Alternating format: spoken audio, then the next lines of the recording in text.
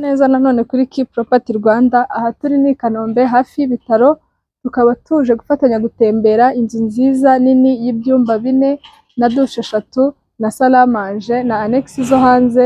Iyi nzu ikaba ifite na parikingi nziza nini, ikaba ari miliyoni 120 z'amanyarwanda, hakazamo n'ibiganiro. Mureke rero dufatanye gutembera ino nzu turebe uko bimeze.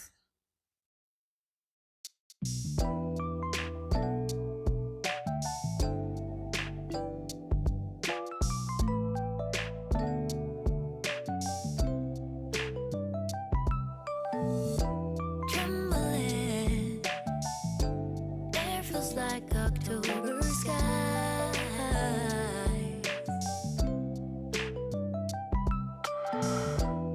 fumbling, lost all track of space and time, and I know how things must seem so fragile. Parikingi ni parikingi nini yajyamo imodoka nziza nini, yajyamo imodoka 3. Murabona ko ari parikingi nziza nini yisanzuye, ifite jaride nziza ku ruhande. Urabona ko ari akajaride keza, ikaba ifite na bariko nziza hanze 2. Hari iyo ku cyumba kinini, hakaba na bariko isanzwe yo kuri salo. Mureke rero twinjiramo imbere turebe uko byifashe. Urabona ko ari bariko nziza yo hanze, ifite dekorasiyo, itara ryiza ryo hanze bituma hagaragara neza kurushaho. Murabona ko ari bariko nziza nini yisanzuye, ushobora gushyiramo intebe ukaganira n'umuntu. Nyuma rero yo kureba ino bariko, mureke dufatanye twinjire no muri salo turebe uko bimeze. Iyi murabona ko ari salo nziza nayo nini yisanzuye rwose, ifite TV stand nziza nini idekoye neza, ikaba ifite ahantu hatandukanye ushobora gushyira imitako yawe, ukaba wahashyira indabo n'ibindi bitandukanye. Murabona ko rero ari salo nziza nini rwose yisanzuye, ifite imitako yindi yayo ku ruhande rwayo, hakaba hari n'aho ubwawe wakwishyirira imitako yawe. Nyuma rero mureka dufatanye turebe na salamanje. Ni salamanje nziza nini ihagije nayo rwose yisanzuye, ifite aho gukarabira heza hisanzuye, ifite agakoresho kagufasha kumaka intoki nyuma yo gukaraba, hanyuma ikaba ifite n'aho ushobora gushyira imitako kuri salamanje. Murabona ko ari ahantu heza, ikaba ifite n'itara ryiza ribonesheje bihagije.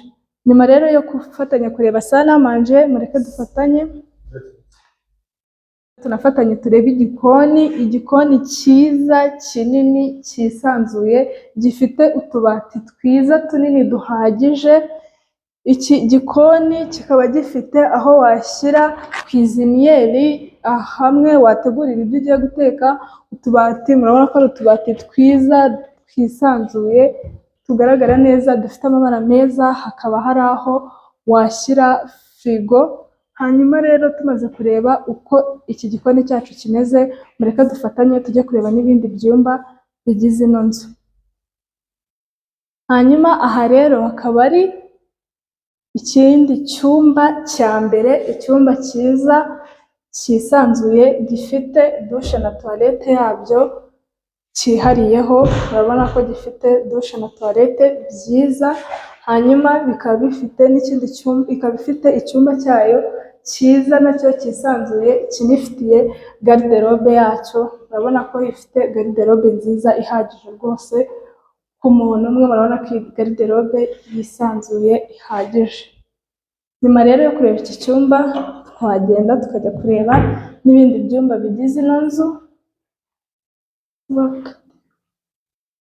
Dufatanye turebe n'ibindi byumba bigize ino nzu.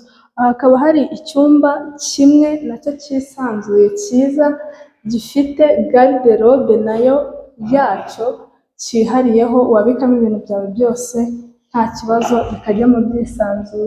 Nyuma y'iki cyumba rero hari n'ikindi cyiza nacyo cyisanzuye, nacyo kinini.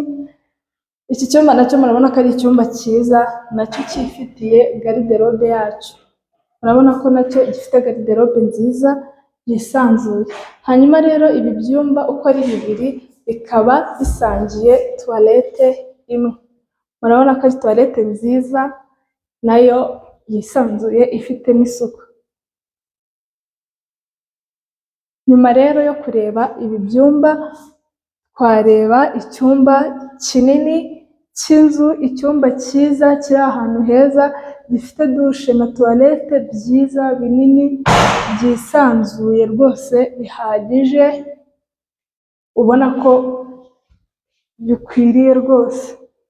Hanyuma iyo dushe na tuwarete bikaba bifite icyumba cyabyo kinini cyisanzuye nk'icyumba kinini cy'inzu. Murabona ko ari icyumba cyiza kinini gihagije gifite dekorasiyo ubwacyo, hanyuma kikaba gifite garderobe nziza nini cyane yisanzuye. Murabona ko gifite garderobe nziza ihagije rwose wabikamo ibintu byose uko byaba biri bikajyamo.